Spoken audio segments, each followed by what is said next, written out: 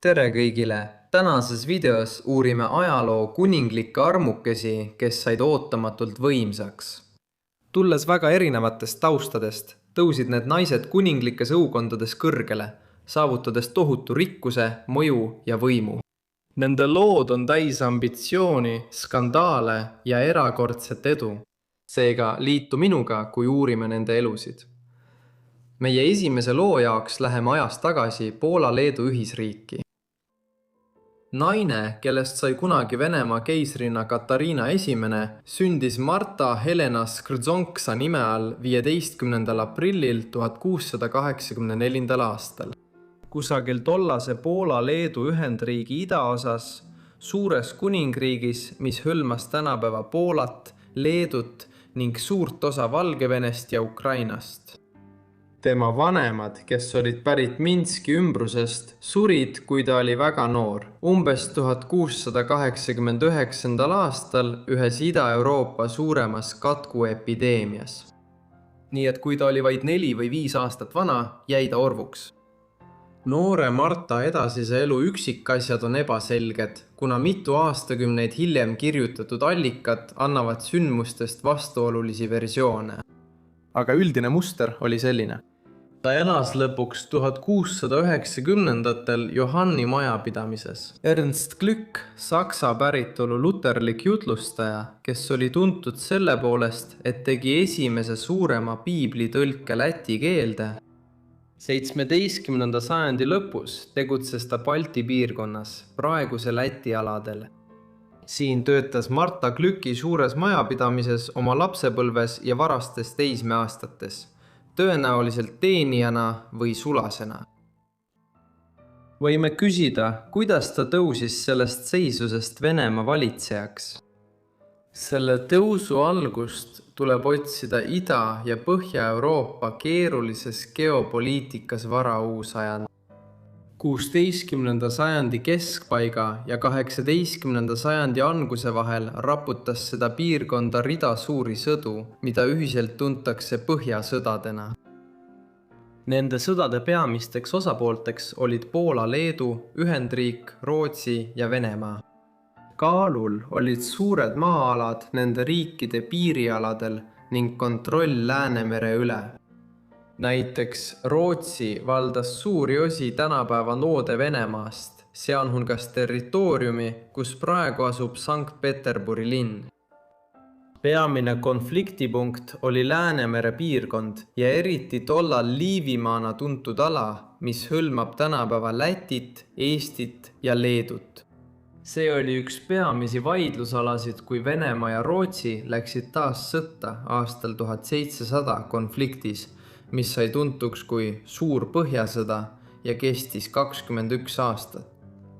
Marta elas 16-aastasena Liivimaan Glucki majapidamises ajal, mil sõda puhkes ja peagi paisati ta sellesse heitlikku maailma. Aastal 1702 oli ta lühikest aega abiellus ühe Rootsi ratsaväe ohvitseriga, kellega ta oli abiellus vaid 8 päeva, enne kui rootslased piirkonnast lahku löödi läheneva Vene armee poolt. Järgnenud sündmused on taas mõnevõrra ebaselged. Kuid Marta, kellest oli saanud noor ja atraktiivne naine, näib olevat lõpuks saanud Venemaa tsaari Peeter I juhtiva kindrali feldmarssal Boriss Šeremetjevi armukeseks. Selle tulemusena, kui Šeremetjev pärast venelaste poolt suure osa Liivimaa vallutamist Moskvasse naasis, võeti Marta temaga kaasa. Moskvas sattus Marta peagi vürst Aleksander Menšikovi majapidamisse. Menšikov oli tsaari lähim usaldusalune ja üks mõjukamaid isikuid Venemaal. Võimalik, et Marta oli alguses Menšikovi armuke, kuid nende suhe muutus hilisematel aastatel poliitiliseks tsaari Venemaa keerulises poliitikas.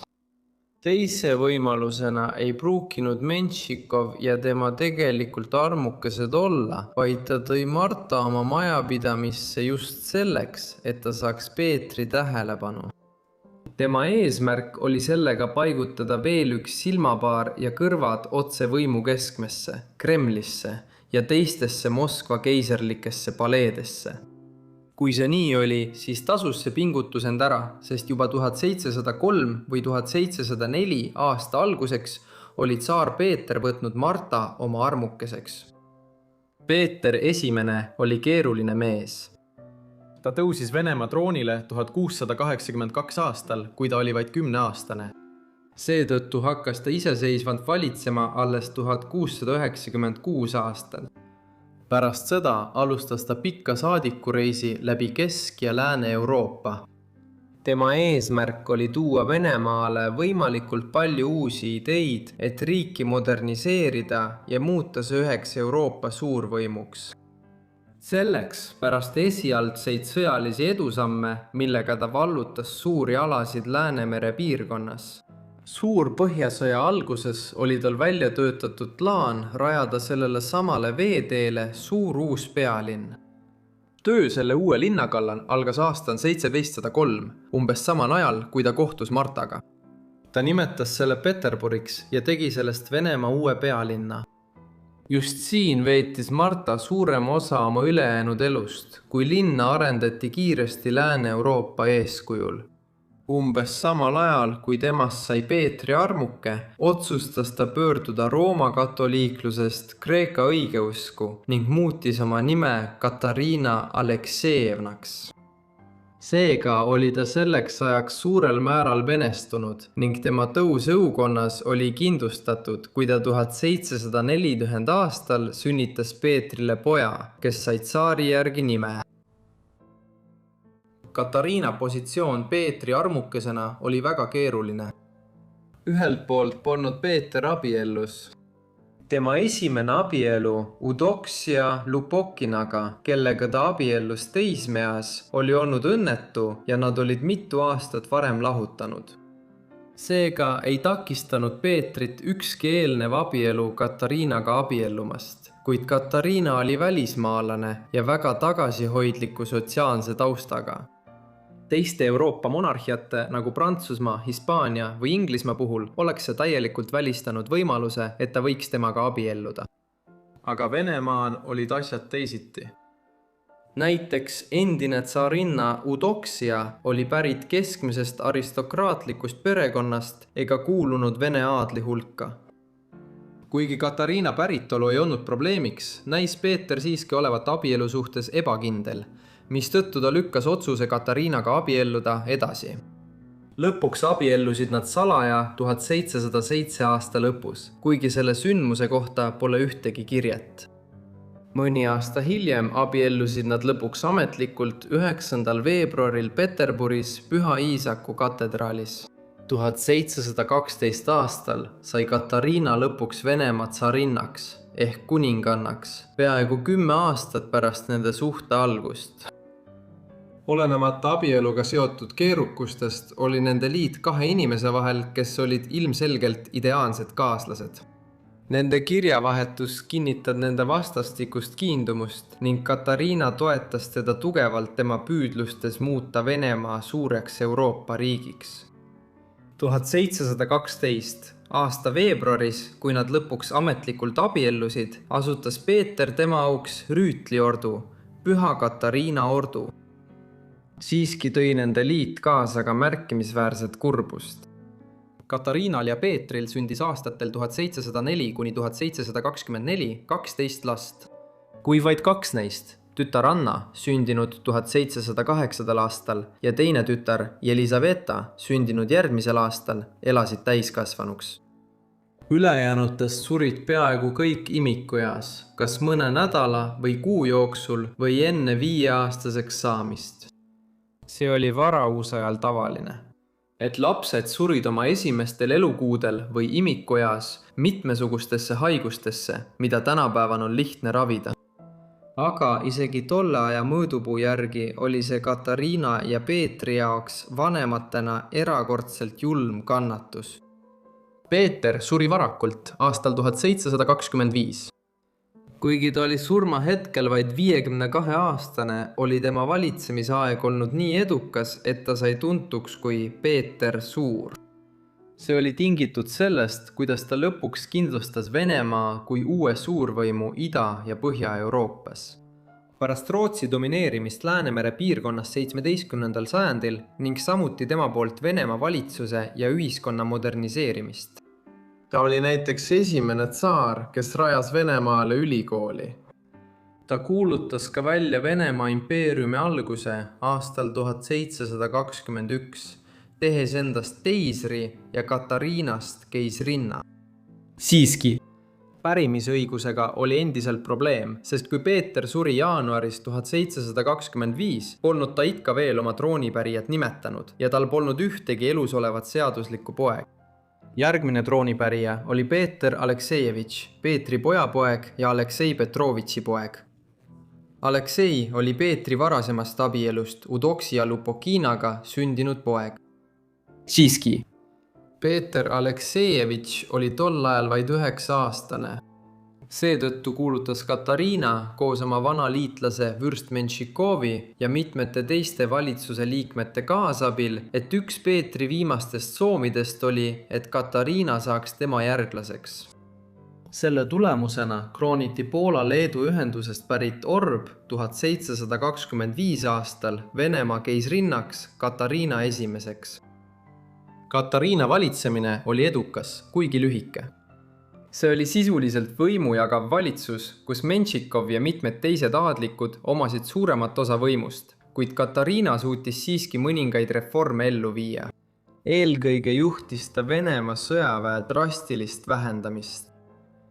Põhjasõja käigus oli Venemaa armee suurenenud peaaegu 2 miljoni meheni, muutes selle tollal kaugelt Euroopa suurimaks.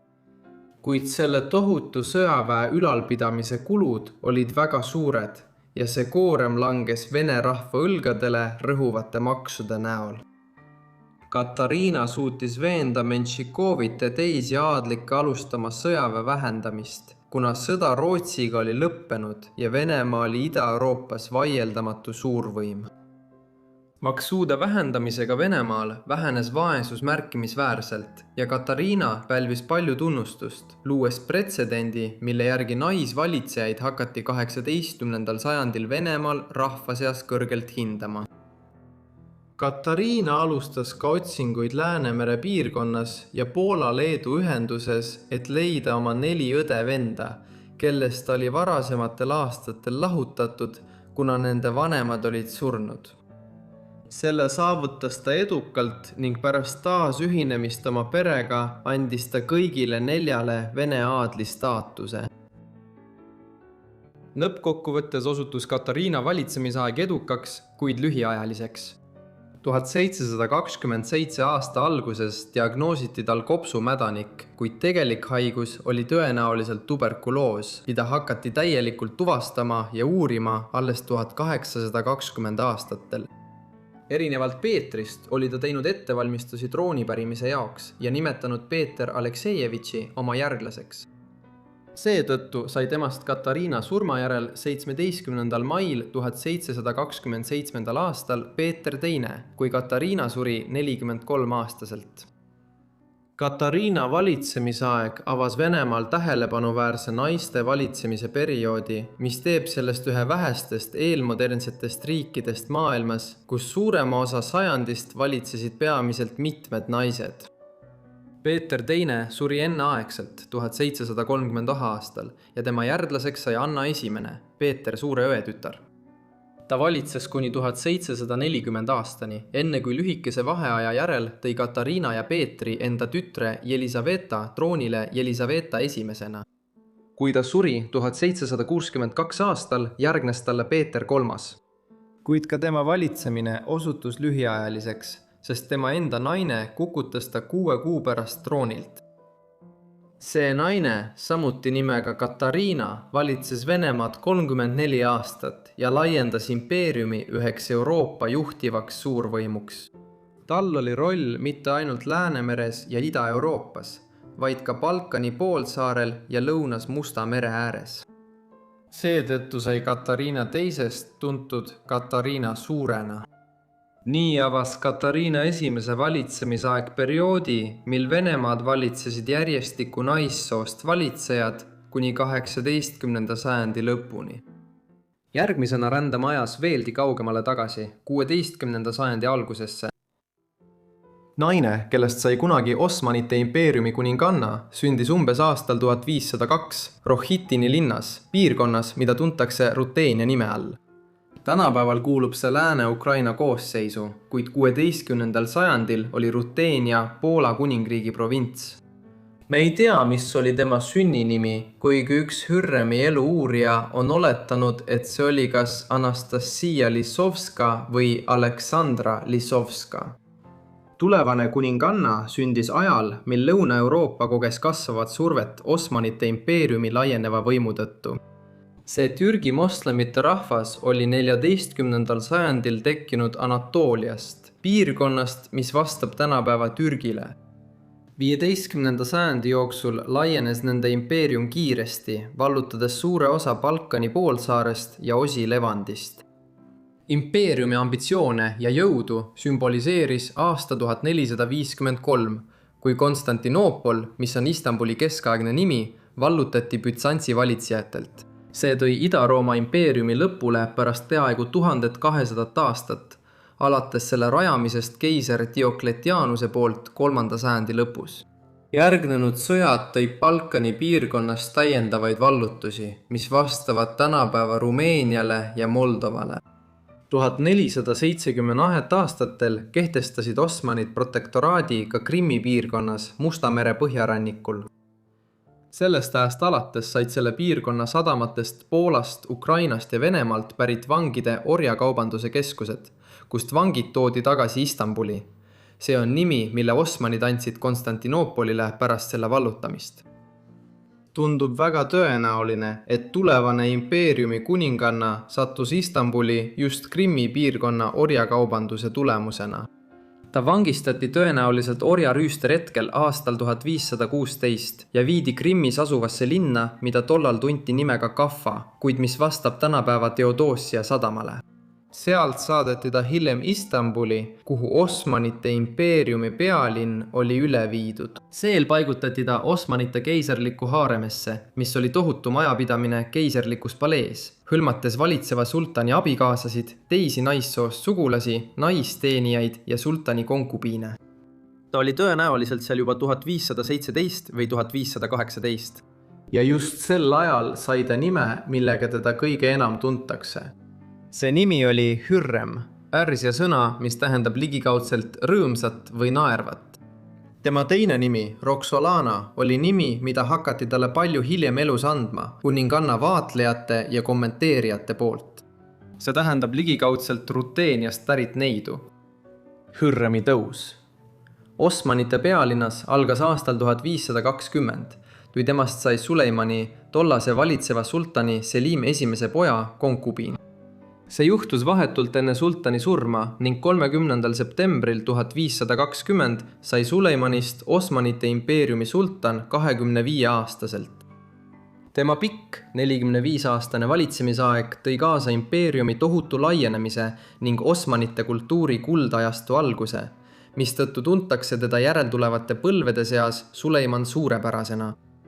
Hürrem oli peagi tõusnud Suleimani konkubiinide seas märkimisväärselt silmapaistvale positsioonile.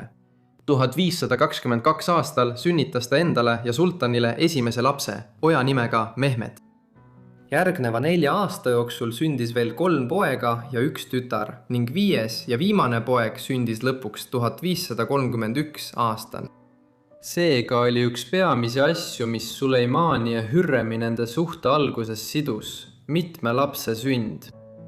Nii paljude laste sünd oli samuti selge märk Hürremi tõusust, tavalisest konkubiinist kõrgemale positsioonile, sest üldiselt oli Osmanite konkubiinidel lubatud saada sultaniga vaid 1 poeg. Vaatamata Hürremi tõusule Suleimani soosingus jäid tema ja Suleiman paljudeks aastateks abiellumata. See oli peaaegu kindlasti tingitud kõhkrustest selle suhtes, kuidas sellist liitu kogu impeeriumis ja selle peamistes võimugruppides, sealhulgas Osmanite aadli seas, tajutakse. Hürrem oli ju siiski eurooplane. Kõige muret tekitavam oli see, et ta oli ida-õigeusu kristlane, mitte moslem. Kuid hoolimata kõigist võimalikest kõhklustest Hürremiga abiellumise suhtes, otsustas Suleiman lõpuks võtta Hürremi oma pruudiks.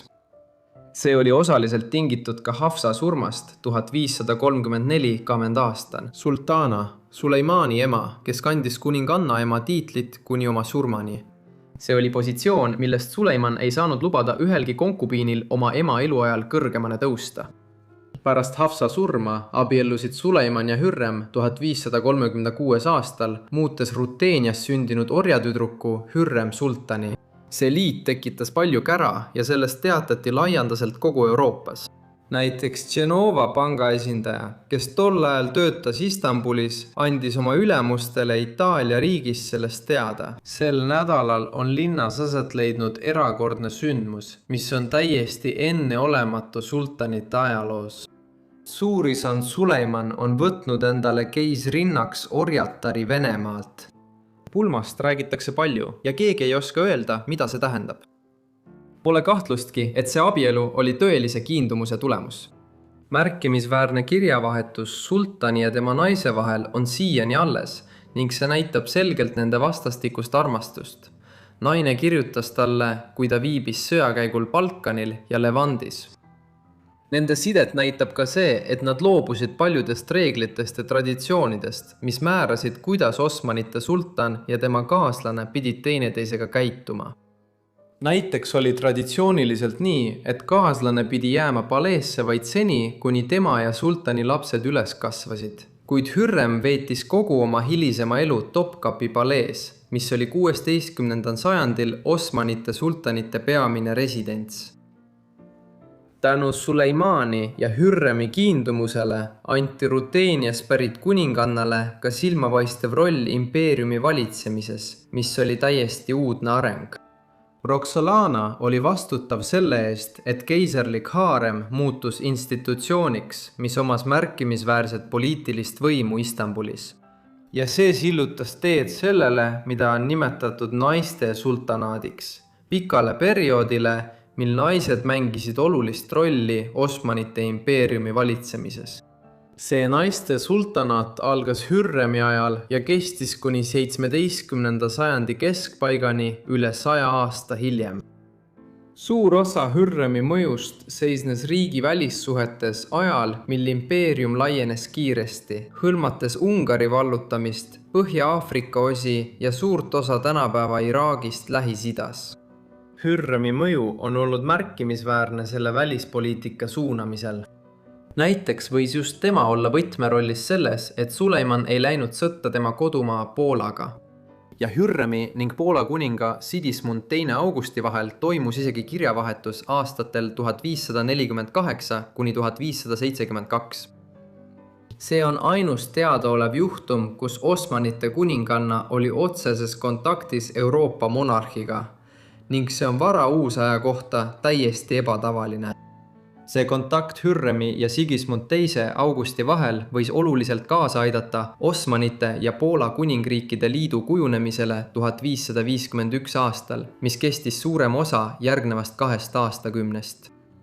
Hürrem tuli samuti võitjana välja Osmanite õukonnas toimunud võimuvõitlusest, mille eesmärk oli määrata, kes saab Suleimani järglaseks.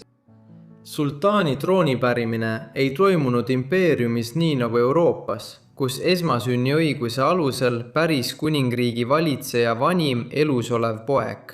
Istanbulis oli igal järjestikusel sultanil palju poegi, sageli erinevatest naistest ja konkubiinidest. Need pojad elasid keiserlikus haaremis ning üks neist valiti sultani poolt tema järglaseks kui kõige sobivam. 1550. aastateks oli Suleimanil 4 elus poega, oma liitudest Hurremi ja teise tähtsa kaaslase Mahhidevraniga. 3 neist poegadest, Selim, Bayezid ja Džihangir, olid Hurremi pojad, kuid vanim Mustafa sündis 1515 aastal Suleimani ja Mahhidevrani pojana.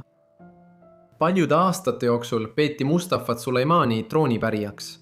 Eriti tänu tema populaarsusele Osmanite armees ning sellele, et ta oli 1530. ja 1540. aastatel täitnud mitmeid kõrgeid sõjalisi ja kuberneri ametikohti impeeriumi provintsides.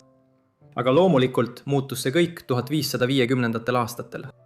Sõjas Pärsia impeeriumiga, mille keskuseks oli tänapäeva Iraan, sattus Mustafa 1552 aastal kahtluse alla, et ta kavandab oma isa troonilt kõrvandamist. See kulmineerus lõpuks 1553. aasta sügisel sellega, et Suleimani isiklikud ihukaitsjad ründasid Mustafat sõjaväetelvis Türgis.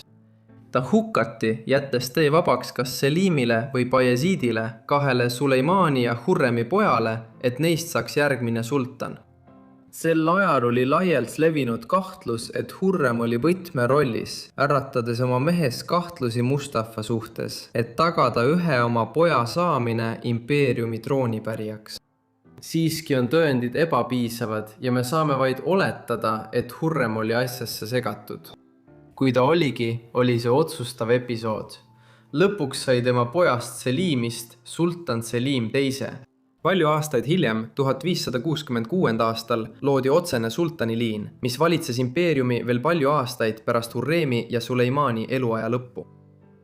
Tagasi kodus Istanbulis jätkas Hurrem huvi äratamist kogu Euroopas ning mõjutas sündmuste kulgu Türgi pealinnas. Ta sai tuntuks oma heategevuslike ettevõtmiste poolest, rajades mitmeid mošeesid Istanbulis ja teistes impeeriumi suuremates linnades, nagu Jeruusalemm, ning asutades haiglaid ja vaestemaju. Tema juhendamisel rajati Mekka linnas avalik supiköök, et toita vaesemaid palverändureid, kes osalesid iga-aastasel hadžil, teekonnal moslemite maailma pühamasse linna. Kõigi nende ettevõtmiste tulemusena äratas ta suurt huvi kristlikus Euroopas ning 16. sajandi keskpaigast on säilinud mitmeid portreesid Roxelanast. On vaieldav, kui täpselt need portreed tema tegelikku välimust kajastavad, sest kunstnikud, kes neid Itaalias ja mujal lõid, ei reisinud Istanbuli teda isiklikult maalima, vaid töötasid kaudsete kirjelduste või ebamääraste visandite põhjal. Kindlasti on neist Ottomani kuninganna kujutistest kõige kuulsam see, mille lõi umbes 1550 aastal kas suur Veneetsia kunstnik Tiziano või tema koolkonna liige Kirde-Itaalias. Ottomani kuninganna suri 15. aprillil 1558. Ta oli tõenäoliselt umbes 56 aastane, kuid oli juba mõnda aega kannatanud mitmete haiguste all, millest kõige tõenäolisemalt oli tegemist malaariast ja koolikust tingitud vaevustega. Palvused peeti mošees, mille oli Istanbulis ehitanud Suleimani vanaisa Bayezid II. Seejärel kandsid Hurremi kirstu mõned Osmanite pealinna kõrgeimad riigiametnikud läbi linnatänavate Suleimani mošeesse, mis oli tema abikaasa poolt ehitatud keiserlik mošee 1550. aastate alguses. Siia maeti ta kalmistule, kuhu peagi ehitati uhke hauakamber, et austada seda kristlast naist, kes oli Poola-Ukraina piirialadelt orjaks võetud ja tõusnud Osmanite impeeriumi kuningannaks. 8 aastat hiljem, 1566. aastal, suri tema abikaasa Suleiman ja maeti Hurrem sultani lähedale hauakambrisse. Meie kolmanda loo jaoks läheme 1630. aastate Prantsusmaale. Françoise d'Aubigné sündis 27. novembril 1635 Lääne-Prantsusmaalt Niorti linnas. Tema isa oli Constant d'Aubigné, 17. sajandi Prantsusmaa väikearistokraatia liige ning ema oli Jeanne de Cardiac. Constant sattus Niorti oma usuliste lahkhelide tõttu. Ta oli hugenot ehk Prantsuse protestant ning kardinal Richelieu, kuningas Louis XIII peaminister, oli ta tema usuliste veendumuste tõttu Niortis vangistanud. Siil kohtus ta Jeanniga, oma vangivalvuri tütrega ja mõni aeg hiljem jäi Jeanne Françoisist lapseootele. Seega veetis Françoise oma varajased aastad veidi ebatavalises olukorras, kus tema isa oli vanglas, mida juhtis tema emapoolne vanaisa. Constant vabastati 1645 aastal, kui Françoise oli 10-aastane. Nad lahkusid peagi pärast seda Kariibi mere Lääne-Indiasse, kus Constantil oli kinnitatud, et ta määratakse väikese Marie Galanti saare kuberneriks. Kuid kohale jõudes avastasid nad, et see oli valeinformatsioon. Lõpuks naasis perekond Prantsusmaale, kus Françoisi isa suri 1647 000 aastal. Seejärel kasvatati Françoisi rangelt katoliiklikus vaimus, kuni tema ema, kes oli huvitaval kombel tulihingeline katoliiklane, erinevalt isast, suri samuti 1651 aastal. Seejärel sai Françoisi eestkostjaks Madame de Noyant, kelle tütar oli Françoisi ristiema. Siiski soovis Madame de Noyant oma uue hoolealuse kiiresti endast vabastada ning peagi saadeti ta elama Paul Scarroni majja, kes oli tolle aja tuntud Prantsuse luuletaja ja kirjanik ning invaliid. Françoise abiellus temaga mõni kuu hiljem, hoolimata 25-aastasest vanusevahest, öeldes, et eelistab abielluda Scarroniga kui kloostrisse minna. Scarroni naisena juhatas ta järgnenud aastatel tema kirjanduslikku salongi. See abielu oli üsna ebatraditsiooniline ja mõned on isegi spekuleerinud, et abielu ei viidud kunagi tegelikult lõpule. Igal juhul valitses nende vahel lojaalsus ning François jäi Pauli hooldajaks, kui tema tervis enne surma 1660 aastal, 9 aastat pärast nende abiellumist, halvenes. Nii leidis François end 1660 aastal lesena, olles just saanud 25-aastaseks. Ta oli ka lastetu ning oma atraktiivse välimuse tõttu oli tal alguses kiusatus saada kurtisaaniks. Siiski olid tal ka teised võimalused. Scarroni kirjandusliku salongi perenaisena oli ta kokku puutunud mõnede 17. sajandi keskpaiga Prantsuse ühiskonna silmapaistvamate isikutega. See ulatus kuni õukonnani, kus Austria Anna, kuningas Louis XIV ema, oli nõustunud talle andma iga aastast 2000 liivre suurust toetust. See oli tolle aja kohta väga märkimisväärne rahasumma, mille eest François võis elada üsna mugavalt ka ilma uuesti abiellumata. Selle tulemusena veetis ta suure osa 17. sajandi 60-ndatest, jätkates oma tööd Pariisi ja Prantsusmaa kirjanduslikus seltskonnas. Asjad muutusid aga 1666 aastal. Sel aastal suri kuninganna ema ja kuningas, kellega Françoisil sellel ajal mingit suhet polnud, peatas maksed. Rahalistes raskustes olles võttis François peagi vastu pakkumise François Adené de Rochefortilt, markiis de Montespanilt, kes oli üks kuninga armukestest, külastada õukonda. Siin sai ta kiiresti koha. Kuigi Louis XIV oli abielus kuninganna Maria Theresaga, oli tal palju armukesi ja ta sai lõpuks ainult Montespaniga 7 sohilast. Kui üks neist sündis 1669. aastal, paigutas markiisinna lapse Pariisis Françoisi juurde ning andis talle selle töö eest palga ja mõned teenijad. See olukord jätkus veel palju aastaid. Louis XIV tunnustas Françoisi tööd tema sohilapse kasvatamisel, andes talle 200 000 liivre suuruse tasu, mille eest ta ostis Mantenonis mõisa. Hiljem andis ta talle markiis de Mantenoni tiitli, tunnustades tema suuri maavaldusi siin ja teenet krooni ees. Pole päris selge, millal Françoisi suhe kuningaga muutus millekski enamaks kui valitseja ja teenija vaheline suhe. Louis XIV oli 17. sajandi Euroopa kõige võimsam monarh. Ta sai oma isa Louis XIII järel Prantsusmaa kuningaks vaid 4-aastaselt aastal 1643. Seetõttu hakkas ta Prantsusmaad iseseisvat valitsema alles 1661 aastal.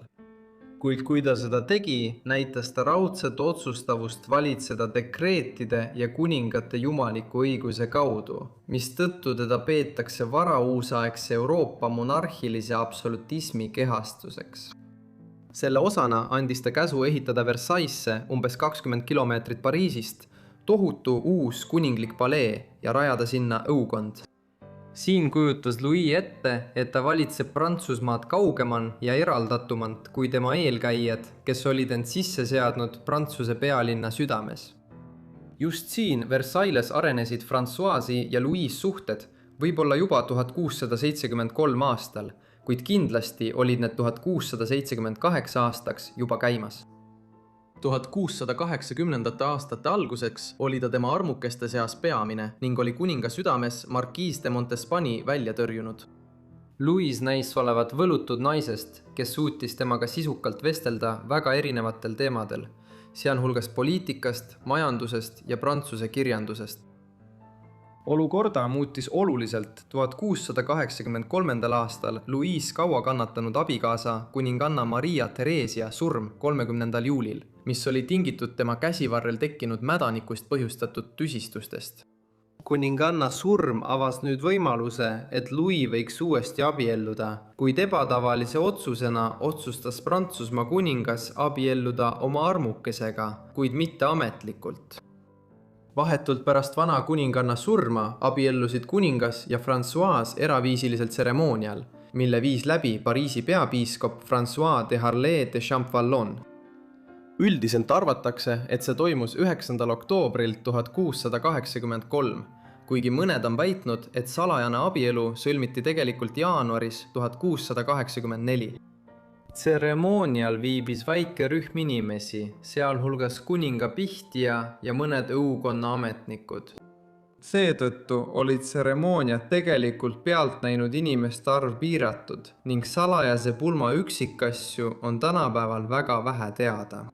Selge on see, et kusagil 1683 aasta sügisel või sellele järgnenud talvel sai François d'Aubignest, Mantenoni markiisist, Prantsusmaa kuninganna, kellest peaaegu keegi ei teadnud, et ta oli kuninga uus abikaasa. On pakutud välja mitmeid seletusi, miks abielu saladuses hoiti. Mõned on arvanud, et asjaolu, et paaril oli suhe juba enne kuninganna Maria Theresia surma, oleks võinud põhjustada avalikku skandaali. Kuid tõenäoliselt oli tegelik põhjus see, et Françoisi madalam sotsiaalne staatus ei võimaldanud neil tolleaegsete kuninglike tavade kohaselt abielu avalikult tunnistada. Louis staatusega kuningalt oodati, et ta abiellub mõne teise Euroopa monarhia perekonna kuningliku verega inimesega. François ei vastanud sellele nõudele ja seetõttu otsustati abielu laiemale avalikkusele mitte avalikustada. Tõenäoliselt oli kõigile, kel silmad peas, Versailles selge, mis uus korraldus oli. Siin, nagu ka teistes varauusaegsetes kuningalossides, olid kuningal ja kuningannal eraldi korterid. Kuid François paigutati peagi korteritesse, mis asusid Versailles suure trepi ülaosas, otse kuninga korterite vastas.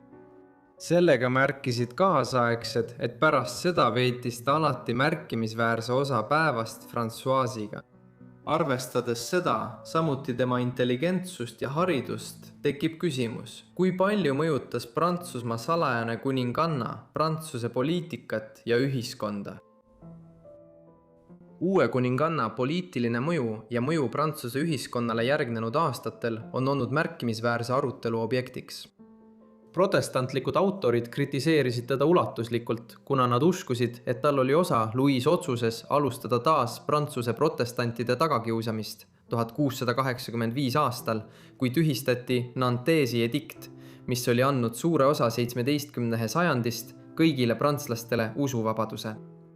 Siiski puuduvad tõendid, mis viitaksid sellele, et François oleks kuidagi vastutanud oma uue abikaasa otsuse eest ning on puhtalt juhuslik, et Louis võttis selle karmima meetme kasutusele vahetult pärast oma salajast abiellumist oma teise elukaaslasega. Tõepoolest, hiljutised uuringud on viidanud hoopis vastupidisele ning et salajane kuninganna oli tugevalt vastu mõnedele Prantsusmaa protestantide kõige rängematele tagakiusamistele, mis järgnenud aastatel aset leidsid. Tegelikult ei olnud Françoisi mõju tema kuningannaks olemise esimesel 7 aastal eriti ulatuslik. Muutus toimus 1700 aastal, kui Hispaania pärilussõda hakkas üle Euroopa puhkema ning üldiselt arvatakse, et Louis hakkas palju rohkem toetuma oma naisele, et saada temalt nõu.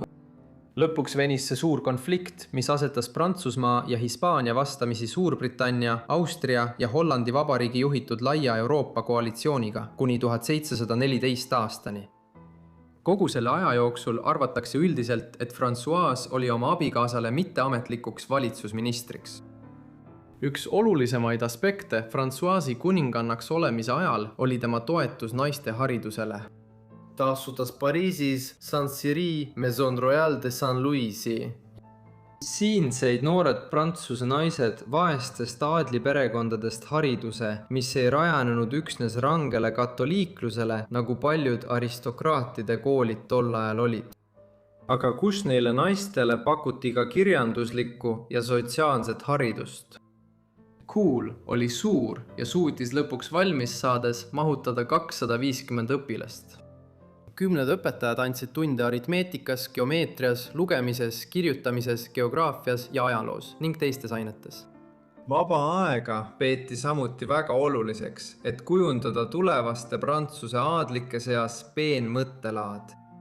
Õpilasi julgustati mängima malet ja kabet ning tegelema teiste tolle aja moekate tegevustega. François valitses lõpuks Prantsusmaa salajase kuningannana 32 aastat. Louis XIV suri lõpuks alles 1. septembril 1715, muutes tema 72 aasta ja 110 päeva pikkuse valitsemisaja Euroopa monarhide seas ajaloo pikimaks. Huvitaval kombel ei sündinud neil vaatamata pikaajalisele abielule kunagi lapsi, sest François oli abielludes juba 40ndate lõpus ning ka varasemast suhtest polnud lapsi sündinud. See unatus tagasi 1670ndatesse aastatesse. Pärast oma abikaasa surma päris trooni tema lapselapselaps, kuna päikesekuningas oli üle elanud kõik oma otsesed seaduslikud meesjärglased. Louis XV andis Françoisele suure pensioni ja ta tõmbus tagasi Saint-Cyri, kus ta jätkas võõrustamist. Mõned selle ajastu silmapaistvaimad kirjandus- ja poliitikategelased, eriti Vene tsaar Peeter Suur, külastasid teda oma kuulsatel reisidel läbi Kesk- ja Lääne-Euroopa, püüdes Venemaad moderniseerida. François suri 15. aprillil 1719. aastal. Ta oli 83 aastat vana. Kuna teda ei olnud kunagi kinnitatud Prantsusmaa kuningannaks, ei saanud ta riiklikku matust ega maetud kuninglikku hauakambrisse, vaid ta maeti vastavalt oma soovile kooli territooriumile, mille ta oli asutanud Saint-Cyris. Tema ulatuslik valdus Mantenonis pärandati tema õetütrele Noailles hertsoginnale. Tänu oma eripärasele abielu korraldusele Louis XIV on temast kirjutanud mitmed autorid ning ta on esinenud teostes, mille autoriteks on Alexandre Dumas, F. Scott Fitzgerald ja Arthur Conan Doyle. Me jääme oma viimase loo puhul Prantsusmaale, kuid liigume edasi 18. sajandi algusesse. Jeanne-Antoinette Poisson sündis 29. detsembril 1721 aastal Pariisis. Tema vanemad olid üsna edukas François Poisson ja tema naine Madeleine de la Motte. Siiski oli kahtlusi, et tema ema võis olla abieluvälises suhtes, mis võis teha Jeannile teise isa. Kas finantsist Jean-Paris de Montmartel või maksukoguja Charles-François Paul Lenormand de Tournem. Tegelikult sai Lenormand de Tournemist tema seaduslik eestkostja pärast seda, kui François Poisson põgenes linnast 1725 aastal tasumata võlgade tõttu. Kasvades oli Jeanne tuntud kui üsna nõrga tervisega laps. 9-aastaselt saadeti ta koju Ursuliini kloostrist Poissis, kus ta oli saanud kõrgetasemelist haridust alates 5. eluaastast, sest ta jäi haigeks tõenäoliselt läkaköhasse. Pärast koju saabumist korraldas Lenormand de Tournai talle koduõppe, palkades talle parimad õpetajad, keda ta leidis. Siiski polnud ta kunagi traditsioonilistes õppeainetes silmapaistev õpilane, kuid kunstide õpetamisel lõi ta õitsele. Talle õpetati tantsimist, joonistamist, maalimist, teatrit ja palju muud. Ta oli tuntud selle poolest, et suutis terveid näidendeid peast meelde jätta ning oli kunstide patroon. Lapsena pärast Ursuliinide kloostrist koju naasmist viis Jeanne'i ema ta ennustaja juurde. Siil öeldi talle, et ühel päeval valitseb ta kuninga südame üle. Jeanne'i ema hoidis sellest ennustusest kõvasti kinni, väites, et tema tütar täidab selle saatuse ühel päeval. Ta hakkas oma tütart kutsuma Reineks, mis tähendab väikest kuningannat. Jeannel oli õnnelik lapsepõlv, mis lõppes lõpuks tema abiellumisega 19-aastaselt Charles-François Pauli, Lenormand de Tournemi vennapoja, Charles Guillaume Lenormand de Thiolliga. Lenormand de Tournem, kes oli endiselt Jeanne'i eestkostja, oli see, kes algatas Jeanne'i ja oma vennapoja suhte, sest selle abielu tulemusena pidi talle kaasnema üsna suur rahaline kasu. Pärast abielu aastal 1740 tegi Lenormand de Tournai oma vennapojast oma ainsa pärija, mis andis tema Etiolle mõisa noorpaarile. See kinnisvara asus kuningliku jahiala serval, mis osutus Jeanne'i tulevaste plaanide jaoks oluliseks. Abielu oli suhteliselt õnnelik, sest mõlemad nautisid teineteise seltskonda, mida tol ajal kõigi abielude kohta öelda ei saanud. Charles armus Jeanne'sse sügavalt. Kas sama sai öelda ka Jeanne kohta? Pole teada, kuid ta hoolis temast siiski. Ta lubas, et jääb talle truuks ja jääb tema juurde, välja arvatud juhul, kui teine mees on kuningas, kuid seda ta talle ei öelnud. Abielus olles sai Jeanne külastada populaarseid salonge, mis olid kohad, kus mehed ja naised said Pariisis koguneda intellektuaalseteks aruteludeks. Just siin kohtus ta selliste tegelastega nagu Voltaire, Helvetius ja Montesquieu. Tal oli muljetavaldav seltskond ja ta õppis palju inimestelt, kellega kohtus. Aja möödudes ja Jeanne'i enda populaarsuse kasvades lõi ta Etiolle siis oma enda salongi, mis osutus erakordselt edukaks. Temast sai vestluse meister, ta täiustas oma teravat vaimukust, mille poolest teda hiljem tunti. Jeanne'i abielust sündis 2 last, poeg, kes suri imikuna, ja tütar, Alexandrine Lenormand de Détiolle, kes sündis aastal 1744. Alexandrine'i armastasid väga tema vanemad ja vanaisa, François Poisson. Kahjuks suri ta lõpuks 9-aastaselt ägeda peritoniidi tõttu, mis põhjustas põletiku kõhuõõne sisemises limaskestas ja kõhuorganite katetes. Hoolimata oma abielust oli Jeanne kindel, et ennustaja sõnad saavad ühel päeval tõeks. Ta oli otsustanud kohtuda Prantsusmaa kuninga Louis XV. Kuna vara, mida ta oma abikaasaga jagas, asus kuningliku jahiala servas, sai ta jälgida kuningat ja tema mehi, kui nad jahil käisid. Ühel päeval otsustas ta meelega end keset jahiala paigutada, hoolimata sellest, et ta ei oleks tohtinud seda teha. Ta kandis sinist kleiti, istudes roosast tõllas, ja järgmisel korral tuli ta tagasi, kandes roosat kleiti ning istudes sinises tõllas. Täpselt nii, nagu ta oli kavatsenud, püüdis ta kuninga tähelepanu. Kuningas oli väga huvitatud ja saatis talle kingituseks hirveliha, et oma kiindumust näidata. Kuid kuna peamise armukese roll oli juba täidetud naisega nimega Madame de Châteauroux, ei saanud sellest žestist midagi enamat välja tulla. Alles 1744, aasta detsembris, kui Madame de Châteauroux suri, hakkasid Jeanne'i jaoks võimalused avanema. Vähem kui kuu pärast endise armukese surma sai Jeanne ametliku kutse maskipallile, mis toimus Versailles palees. See pall osutus Jeanne'i elus pöördeliseks hetkeks. Kuningas kuulutas avalikult välja oma kiindumus ja tema vastu. Baalil oli kuningas riietatud jugapuuks, samal ajal kui Jeanne oli riietatud jahijumalanna Dianaks. Kostüümid pidid kujutama nende kohtumist jahiväljal, kus kuningas teda esimest korda nägi. Et Charles eemale saada ja kompensatsiooniks tema naise äravõtmise eest pakkus Louis XV talle Türgi suursaadiku kohta, kuid ta keeldus. Charles oli murtud südamega ega andestanud kunagi oma naisele tema reetmist. Ta lohutas end suhetega teiste naistega Pariisis, sai mitu last ja abiellus hiljem uuesti. 1745. aasta märtsiks oli Jeanne ametlikult oma mehest lahku läinud ja kindlustanud oma koha õukonnas kuninga armukesena. Talle anti kuninglikud korterid ja Pompadouri markiisi tiitel, mis tegi temast markiisinna. Et õukonnas esitletud saada, oli vaja tiitlit ja Jeanne'ist sai Madame de Pompadour. Sama aasta 14. septembril esitleti teda õukonnas kuninga nõbu saaten. Õukonnas oli Jeanne kindlalt otsustanud oma positsiooni kindlustada. Selleks õppis ta selgeks õukonna etiketi ja sõbrunes endast kõrgemal positsioonil olevatega, eriti kuningannaga. Jeanne andis kuninganna Marie Leszczynskale väga selgelt mõista, et ta austab tema rolli kuningannana, mida ei saanud alati öelda teiste kuningate armukeste kohta. Tal polnud mingit kavatsust kuningannat asendada ega temast kuidagi üle astuda. Ta soovis, et Marie oleks selles kindel.